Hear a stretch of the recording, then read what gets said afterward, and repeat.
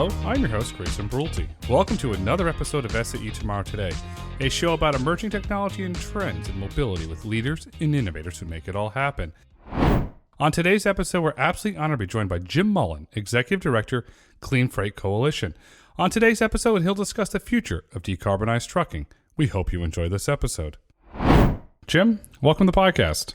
Thank you, Grayson. Happy to be here. Looking forward to the conversation. Happy to have you here because you're a leader in trucking. You take a very pragmatic approach to trucking. You're looking at things through a real-world lens, and your coalition is focused on choice for the trucking industry. You want to decarbonize trucking, but you want your members to have the choice that make economic sense for their businesses so they don't go out of business, and I applaud you for that. Jim, Senators Klobuchar and Ricketts are looking to introduce the Flex Fuel Fairness Act. What impact will that have on the trucking industry if that indeed becomes law? Well, it would be a very positive impact on the trucking industry and be a very positive impact on the environment as well.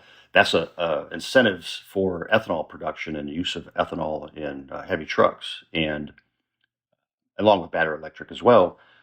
But this is a clean fuel, and the singular focus that our policymakers have placed on battery electric comes not only at the expense of the industry, but also the expense of the environment. If you could start incentivizing and utilizing these cleaner energies today to power these heavy trucks, the environment absolutely benefits today. And like a lot of things in life, you follow the dollar and all these incentives going towards battery electric, so you're not producing as much of the other sources as we should be. And again, that's the bottom line detriment goes towards the environment and, of course, the consumer. Why is there such a focus on going to Class 8 electric? I understand the push on the passenger side, but the Class 8 side, I want to give you some economics here. A new Class 8 diesel truck on average is $160,000, and a Class 8 electric is $457,000, or 118% more. That's a lot of money. You have some economists saying that we're going into recession, some that we're not. There's the bottom line is the Fed's slowing down the economy. And how is a trucking company going to come up with an additional 118% more capital outlay? It seems outrageous, and especially in this economic environment. It is outrageous. And two things. Not only is that $118,000 capital outlay just for the purchase, but you throw in the federal excise tax, which is 12%, above and beyond just the purchase price. Federal excise tax was a tax which was implemented to fund World War I, Grayson, World War I. And it's still on the books, and it's 12% for heavy vehicle purchases. So what was the number used for what? For the new truck? $457,000 on average. So call it 450, 10% is 45,000 plus 9. So that's $54,000 just in the federal excise tax. That's why our group, our coalition, and our members are all advocating for the elimination of this federal excise tax. It's no longer necessary, obviously, although it just goes to the coffers. But it's counterproductive going back to what's available today, technologies available today with an immediate beneficial impact on the environment. And refreshing the fleets with new equipment would absolutely provide that immediate benefit. We have to, in my opinion, remove the excise tax. And let's look at California, for example here. 52% of the Class A trucks on the road today are 2010 or older models. If we remove the excise tax and offer choice, say, okay, you like to get an LNG, you like to get a hydrogen, you like to get a renewable diesel. That's going to have a positive win-win for the environment, but yet it's battery electric or nothing, it seems. Yeah, it's ridiculous. And we'll talk more, I'm sure, about some of the limitations of battery electric. The range of battery electric is not sufficient in a lot of applications. The added weight of the two 16,000-pound batteries reduces the payload. And so there's all types of problems with it. Why is the issue that I can't really understand, Grace? So why is it just this almost singular focus on battery electric? And I'm not sure if it's because folks that have promulgated these regulations and policies don't understand that the battery electric truck is a much different species than the passenger vehicle. We can talk about the infrastructure. To abide by CARB guidelines on battery electric zero emission trucks, if the nation adopted that, you want to know how many battery chargers we'd have to have built between now and 2032? 1.4 million. 1.4 million. That's 15,000 chargers a month to electrify the fleets. So that's an outstanding number, right? It's huge, astonishing number. And I don't know that anybody's talking about it. And how are you going to electrify the generation and distribution of enough electricity for that 1.4 million chargers. It's just these discussions, they're being had at some levels, but apparently not at the levels that need to be had. And so we're trying to inject that conversation into the situation. A mutual friend, Lee White, always has this great line, and I'm going to quote Lee. Why wasn't a trucker at the table for these conversations? That's a great question. I don't know. Because it's lack of foresight, I guess. Maybe they think that the truckers don't have the environment in their interest, which is crazy. A couple facts for you. What one truck emitted in emissions in 1988 is the equivalent of 60 trucks today, right? So 1 to 60. We've eliminated about 99% of all emissions from the tailpipe, the stack, since 1988. The industry has made tremendous strides and are very good stewards of the environment. And so these regulations, which really kind of pull these timelines out of the thin air and trying to cram them down the throat, not only of the trucking industry, but really the nation at large. And we'll talk more about this, but we talk about 118% for the purchase of a battery electric truck. You're going to have more trucks because you have less payload because you have 16,000 pound batteries in a lot of these applications. The range is 180 miles, maybe 200 on some applications. So the cost to the industry is going to be astronomical. Well, the industry can't absorb it. So as you said, you're either going to go out of business or you're going to pass some of that cost along. So the cost to the consumer is absolutely going to go up. And you talk about here we are in times of inflation, talks of recession, and now you're trying to throw this gasoline onto the fire. It just doesn't add up. It's a recipe for disaster. Wall Street would love it. Powell would have to cut rates. If that's where they're going to go, Powell would have to cut rates to stimulate the economy because these policies are going to drive us into a deep, dark, nasty recession. It really, it's again, the only saving grace is all of the timelines are crazy and unattainable, but that gives some breathing room. And that's where the folks like the members of the Clean Freight Coalition and your platforms can perhaps put some sanity in this conversation, because we have to reevaluate what we're trying to do here. There was a letter signed by 88 Democratic members of Congress last week asking the EPA to adopt the CARB greenhouse gas 3 timelines. So you imagine if that were to occur, if the EPA were to adopt CARB regulations across the entire country, that would absolutely put us in a tailspin that would be very, very hard to recover from. I talk a lot about, the COVID pandemic. And, I was the acting administrator of the Federal Motor Carrier Safety Administration when that pandemic hit. And I saw very up close all of the pinch points within that supply chain, things that you wouldn't expect one little pinch point here to have such wide consequences down the chain. And, that was caused by a never seen before, basically, world pandemic. You're going to see that type of pain in the supply chain if this comes to fruition. And it's not because of a worldwide pandemic. It's just because of really, really bad policies and regulations. It's self-induced. And the timeline for CARB and the Truck and Engine Manufacturers Association, they agreed to it. I'll use the word.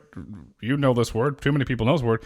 You can say there was collusion because it says by 2045, 100% of all medium and heavy-duty trucks sold in California have to be zero emissions. They're trying to make that national. And in response to that, the Clean Freight Coalition released a press release, and I'm going to quote, say the following. The CFC and its members are committed to the sustainable and affordable transition to zero-emission trucks. However, the unachievable standards and timelines set forth by California regulators jeopardize the entire supply chain and risk truck dealers having limited compliant products to sell and fleets holding onto their trucks longer. You're right, and let's go back into the supply chain. There's not a lot of talk about the supply chain snags today, but there still is. Look at ABB Power Grids, wholly owned subsidiary of Hitachi. Look at Siemens, two of the largest large-scale infrastructure suppliers for heavy-duty electric trucking. ABB Power Grids, they don't even have a certification to bring it to America yet, and there's a 2-year delay to manufacture it. So now if you're going to bring on 15,000 chargers a month, and there's already a 2-year delay, where's the equipment going to come from? This has a recipe of mess, just a flat-out economic mess. Yeah, an absolute mess, and it's not just economic mess. So when we talk about when the coalition talks about the infrastructure necessary to electrify fleets throughout the country, there's a couple things you got to talk about. Of course, you got to talk about the minerals required to build these batteries. Some of the countries that are major suppliers of these minerals, China, the Congo. I mean, these aren't exactly the most reliable trading partners, right? And so you start at the minerals. Where are we going to come up with all this? And I know that Congress has pushed some money towards, which is great, towards additional mining efforts. But again, this isn't Hollywood where you build it and they will come. You have to be realistic about these things. And so you look at the minerals, then look at the grid. ATRI did a study concluded that to electrify the freight truck industry, it would consume 14% of the existing electric infrastructure grid. 14%. To do just the long haul space, 10.5% of the existing infrastructure. So you have this generation problem. So of course we're not using coal-fired factories anymore. Nuclear's really nowhere to be found. How are we going to do this? Wind and solar? The storage and transmission of wind and solar is very problematic. And so then, what I did is I went and talked to some folks that build these power plants. I said, okay, if state X said to you today, I want to build a power plant today, how long would it take you? And he said, well, if that state X is Texas, it's a little over 7 years. And by the way, that's the fastest state in the country that which you can build a power plant because of the permitting process. 7 years. And we're going to consume 14% of the existing grid to electrify just the trucks. If they're all passenger vehicles, ATRI study says it's close to 40% of the existing grid. So where's all this power going to come from? So you've talked about the minerals being problematic. You've talked about the generation being problematic. We've talked about all these chargers that have to be built on timelines that can't be achieved. And by the way, when I talk to fleets, they say that the quickest I've heard anybody tell me they can get chargers installed and operational in their terminals has been 3 years. 3 years is the quickest I've heard. So a lot of them are when they go to the utility providers and say, hey, look, I need 10 chargers. These utility folks, they're going to laugh at them. A large motor carrier wanted 10 charging stations in a terminal in Illinois. It wasn't even that big of a terminal for them. I think they run maybe 60 trucks through there. And the utility providers started doing the math on how much load was necessary to actually feed electricity to these 10 chargers. They said, that's greater than the entire electricity we produce for the entire city. There are 10 chargers. So here's an example. To charge 2 battery electric trucks for 1 year is the same as providing enough electricity to power up the White House for a year. 2 trucks is the same as the White House. Let that resonate. Yeah.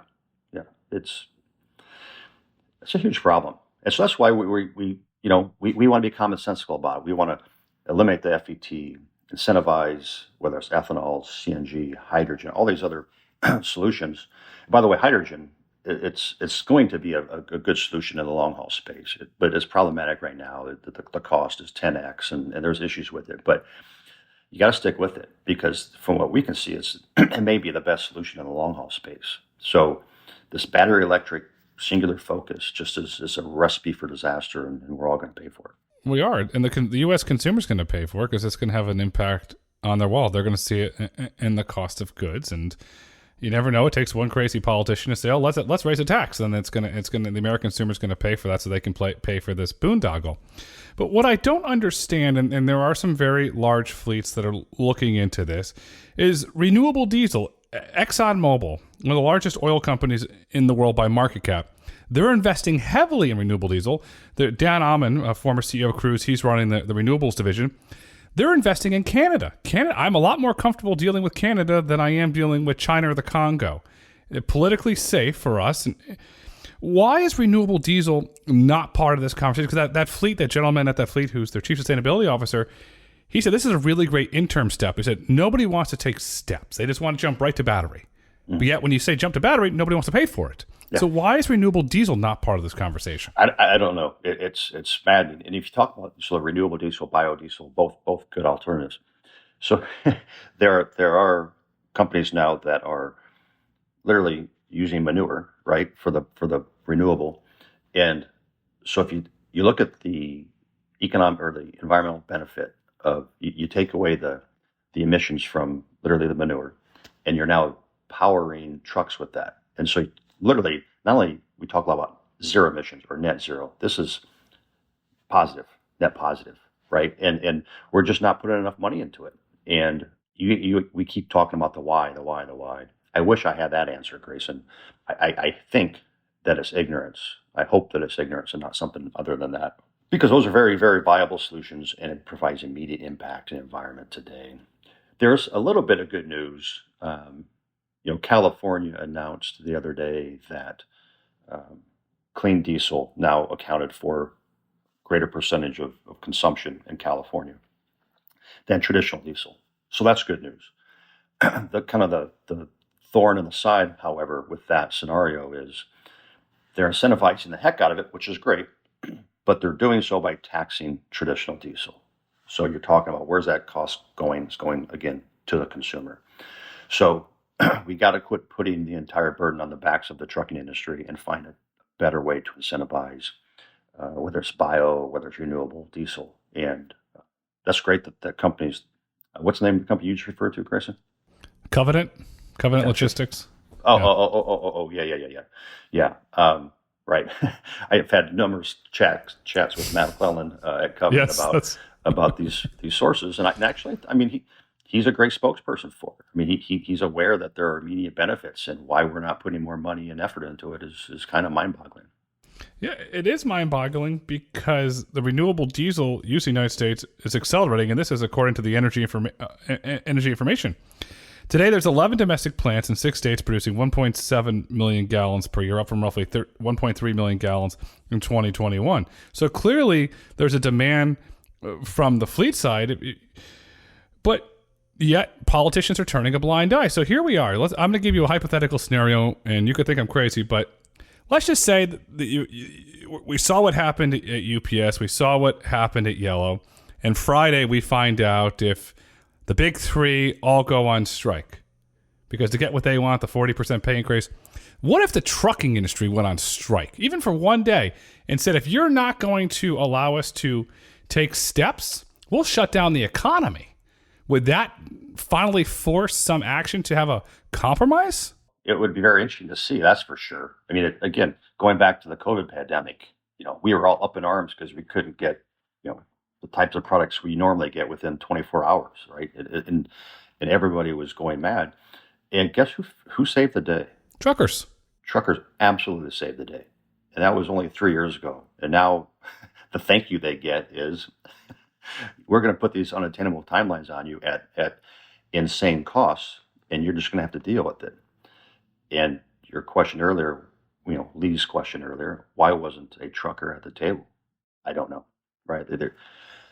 They give kudos to trucking when it suits them, whether politically or otherwise, but they should be a constant part of that dialogue. I think I may have mentioned earlier, there's a joint office between the Department of Energy and the Department of Transportation that was set up its sole purpose, Grayson, is to help facilitate the electrification of the country's vehicles, including heavy trucks. Got a good, solid group of people in that joint office, but it became pretty clear to our coalition when we talked to them that they did not have the trucking experience. And we started telling them some of the challenges that you and I have talked about and some others. And I think it became very apparent to them quickly that it's going to be much more difficult in the trucking space than the passenger car space. And they're not ready for it. And I'm told that they've gotten some folks on board now that do have some trucking experience. I just hope it's the ones with the right kind of trucking experience to be beneficial. But I guess the point of that, Grayson, is I just don't think that they sufficiently educated themselves before they started setting these standards. And then part of the problem, you talked about that agreement between the truck engine manufacturers and CARB. This isn't criticism, but it's factual, right? So the marketing materials that companies put out have consequences. And when some of these folks start saying they can achieve X emission standards on some certain timetables, then I think other folks are under the false assumption that is, well, if they can make a truck that can do this, then certainly that truck can fit into our nation's supply chain and our fleets. Well, that's a fallacy. Just because they can produce a truck doesn't mean that that truck is reliable, affordable, sustainable, can be used in all applications. And so it would have been real easy if a trucker was involved in that conversation to say, hey, that's great that you can produce a truck that can go 180 miles and you're taking away 16,000 pounds of my payload, but that doesn't work. That just doesn't work in real life. And by the way, it hasn't been tested. If you see a repeat of 2010 where some of those new engines came into production and had horrible uptime and all types of mechanical problems and issues, that almost it did cripple a couple of OEMs, and it caused a huge problem and disruption within the supply chain and certainly the truck market. And, that was only, what is that? Not even 25 years ago. A mass terrible creation. It's Monday morning. Not even 15 years ago. Not even 15 years ago. And here we are, we're right back at it. Because if you had a trucker at the table, they might say, you want to do this, let's work on an ease-in plan for drayage, sub 90 miles, and then figure out from an electrical infrastructure standpoint, do we have enough a conduit on both sides? Can we do this? Okay, it's going to take 3 years to get the equipment, build it out. Maybe you start with 10%, 20%, and ease in on the drayage routes. If you go from, say, the Port of LA, San Pedro to Fontana, that's a well-known, well-traveled drayage route. Maybe you pioneer with that, but yet it's all or nothing. There's no practicality. Zero practicality. And I just thought of this morning, in fact, when I was thinking about things for you and I to talk about. In the electronic logging device world, if you run short haul, which is 150 miles or less, you don't need an electronic logging device if you're a trucker. You could make it very similar to that. If you want to take advantage of the electronic logging device short haul rule, you got to be on a zero emission truck or a BEV or CNG or whatever. Just again, I don't know if that's the right method, but we do allow for those types of things regulatorily on other areas, whether it's the farm exemption, agriculture exemption, the short haul exemption for ELDs. You could do that in the very same application, right? If you're a short haul, you got to be running on a zero emission truck. It's a positive step. And then if you're going to do long haul, you can use the renewable diesel, or you can use hydrogen. You can use another alternative because it makes practical sense. So let's just say the courts don't overturn CARB and 2045 rolls around and we have one of those, you insert the 4-letter word right there. Do we start to see the freight starting to shift to from the Port of LA to East Coast ports of Savannah, Charleston, and Jacksonville? We're already starting to see some volumes move there because of the union issues of the port. But do we see an acceleration? Because you're starting to see in Savannah now, for example, they're building up their infrastructure very, very significantly to expand that port. Yeah, absolutely. And you're right. You're seeing it already, whether it's Georgia, South Carolina, and I think you'll continue to see that. And, when we talk about California, it's not just California. I think it's 14, 15 other states now have opted in on certain parts of CARB standards. So it's not just California. And like I said earlier, if those 88 Democrats that signed that letter to the EPA had their way, it would be nationwide. We'd be under the CARB standards. So yeah, it's not just California, it's other states, but it's predominantly on the East Coast or the West Coast. And I think there's one up in the Northeast. I think, Grayson, you're absolutely going to see continued growth for the ports in Georgia and South Carolina. The trucking industry has seen what happens when you have a patchwork of regulations in an interstate commerce industry on a number of levels before. And it just is extremely, extremely challenging, if not impossible, to navigate in certain respects.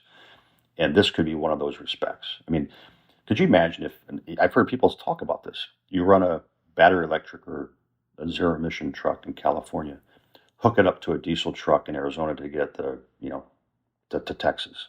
The cost that would have to be injected into the network to accommodate for that would be pretty severe. Not to mention just your drivers. It would be all types of problems. So it's a problem that continues to be perpetuated by people that don't understand the ramifications or choose to turn a blind eye to the ramifications, one or the other. And it could also further accelerate the driver shortage. You're pushing people out of work. That's what's going to happen. I have to do this, and this. Well, no. Just there's so many consequences that goes across the board that nobody's taking a holistic approach on this. So where's the pressure on the EPA coming from? Who's putting that pressure? Because whoever putting that pressure needs to sit down with an economist and have a real brutal, honest conversation, because they're not going to like what they hear. Yeah, yeah. It's the administration and their advisors. This is their agenda they're pushing. They're fully committed to it. They haven't shown any indication that they're willing to back off. In fact, they're maybe even putting their pedal to the metal even further. So it's it's a political game. You have to assume, right? Because if you look at the realities of the situation, the economic and the environmental realities of the situation, and the infrastructure, you'd have to be real dense, Grayson, to not figure out that that doesn't add up. And these people aren't dense, so it's got to be a political issue for them. I mean, these 88 senators or members of Congress just signed this letter. I think if you sat down with them and their staff and kind of went over some of the stats we went over, I'm not sure how they would explain that. How would they explain that they're in favor of regulatory timelines that if you look at what we're talking about, it just can't be achieved? I don't know what their answer would be. I don't know. You just have to look at passenger cars. It's very publicly documented. There's apps and service dedicated to this. Broken chargers. I drove back from Tampa down south in Florida, and we had to stop at 2 chargers. They were broken. Now, you imagine that in freight that is mission critical on time. Oh, we're going to stop to go. Charger's broken. We can't go. You're going to have insert another 4-letter word there. You're going to have a major problem. The writing's on the wall. We have a problem, but yet there are solutions to decarbonize trucking. So how do we introduce infrastructure that is both technology neutral and scalable, that's not going to have a detriment to the economics of trucking? Yeah, we have to get over this infatuation with the battery electric. That's first and foremost. You have to get over this infatuation, illogical infatuation, in fact. And as we talked about, the Ricketts-Klobuchar bill, Cornyn has a bill on hydrogen. There's all types of different opportunities out there that we're not grasping onto, and it's inexplicable. And again, this coalition was formed for the sole purpose is to promote public policies that provide for a rational, affordable, and sustainable transition to zero-emission trucks. We're fully committed to improving the environment, reducing our carbon footprint, and getting to zero emission. But we've been around, and you talk about the membership of this coalition. It's the fleets, so the American Trucking Association, National Tank Truck Carriers, Truckload Carriers, National Motor Freight Traffic Association, which is the LTL Association. And then you have NATSO, the truck stop operators, the folks that service the trucks and the drivers. And then you have the American Truck Dealers, which is a division of NADA. So you have a very wide lens through which we have experience in this industry. And across the board, uniformly, this isn't going to work, this isn't going to work, this isn't going to work. And here's why, and here's things you can do to help today. And that's why we have been formed. That's our task. And we're just going to keep at it. Just have to keep at it, Grayson. Hit the hill a lot. Things like your platform, SAE's platform, which we greatly appreciate, to get our message out. And you'll see a lot of us, now that the Congress is back in session. You're going to see a lot more of us than you have. We just started in April, and had like most coalitions, took a little bit, a couple months to figure out exactly how to do what we're doing. But now we got our feet under us, and we're running hard. So you'll see much more of us in the future. You were recently on the Hill. What were those conversations like? They were very productive conversations, and some of them, it's not that we were preaching to the choir, but for instance, meeting with Senator Ricketts, he knows this issue very, very well, and obviously he's proposing legislation to assist. But we were on both sides of the chamber. We're on the House and the Senate side. Had meetings with some Dems. In today's political environment, obviously, you really got to work on kind of that low-hanging fruit. And we absolutely believe repealing the federal excise tax is low-hanging fruit. And so we had some folks from both sides of the aisle that absolutely think that it's time to reevaluate the federal excise tax. And so, we'll push that really hard now that Congress is back in session. I think that we educated some folks who weren't already aware of these obstacles, and that four-letter word moment that you're talking about. You can see it in their face and their staff, like, ooh, didn't know. So, it's education is the first step for folks that otherwise aren't on board with you, and so that's where we are now. Well, you're making a positive impact that's going to benefit the environment and the American consumer. That's where this is going to come down to. It's going to trickle down to the American consumer and the environment.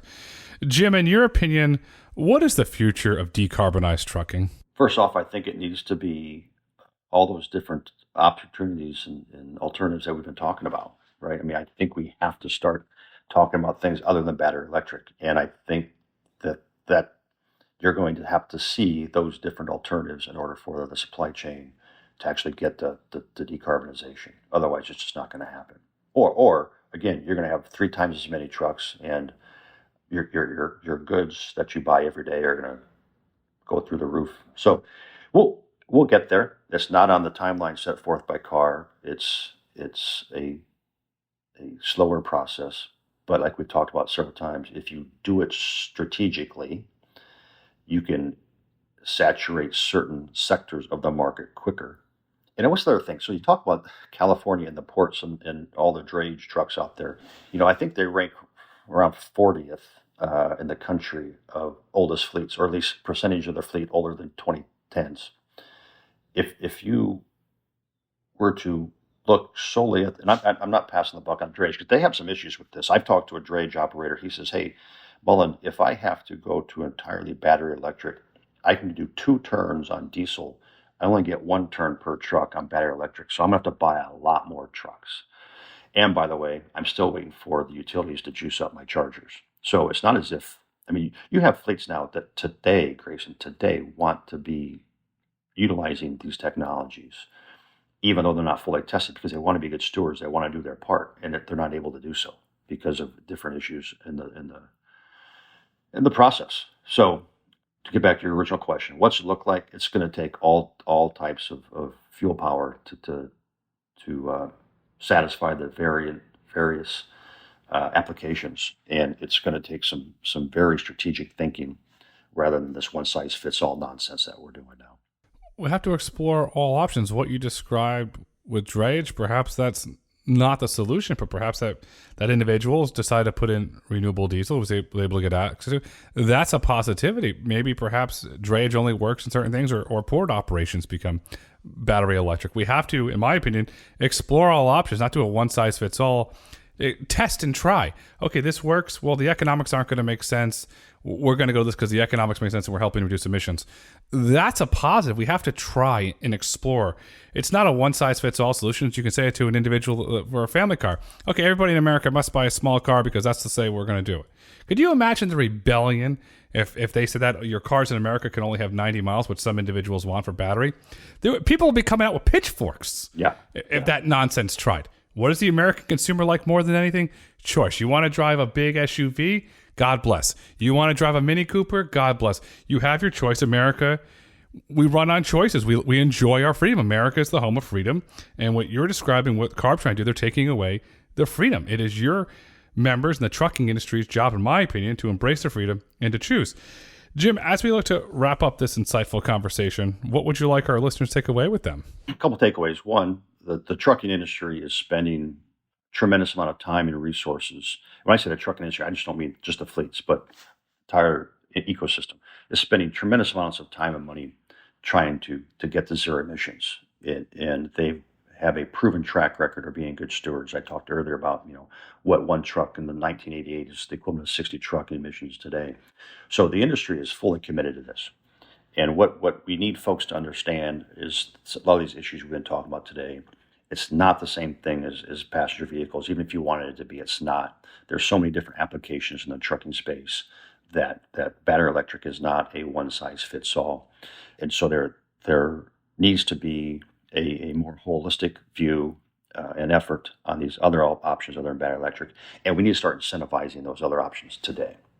Right. If you would put the time and effort into the biodiesels, the renewable diesels, and the subsidies behind those that we are doing in battery electric, we'd make immediate improvement to the environment and do so without tremendous cost to the supply chain and to the end consumer. Well said. And for our listeners, I'm going to reiterate this very important point. If you bought it a truck brought it. And that's very, very important. The truckers are the backbone of the U.S. economy. The trucking industry allows your Amazon packages to show up. They do it. They make it happen. You see a trucker, say thank you. They need the choice to deliver your goods in a cost-efficient manner. And don't forget, they have to run a business that is profitable. Today is tomorrow. Tomorrow's today. The future is clean freight transportation. Jim, thank you so much for coming on SAE Tomorrow Today. Grayson, appreciate it, Sean. Yep, love being on. Thank you for listening to SAE Tomorrow Today. If you've enjoyed this episode and would like to hear more, please kindly rate, review, and let us know what topics you'd like for us to explore next. Be sure to join us next week as we speak with Omar Bar Yohei, an Israeli entrepreneur, founder, and former CEO of Eviation Aircraft, maker of the world's first all-electric commuter aircraft. SAE International makes no representations as to the accuracy of the information presented in this podcast. The information and opinions are for general information only. SAE International does not endorse, approve, recommend, or certify any information, product, process, service, or organization presented or mentioned in this podcast.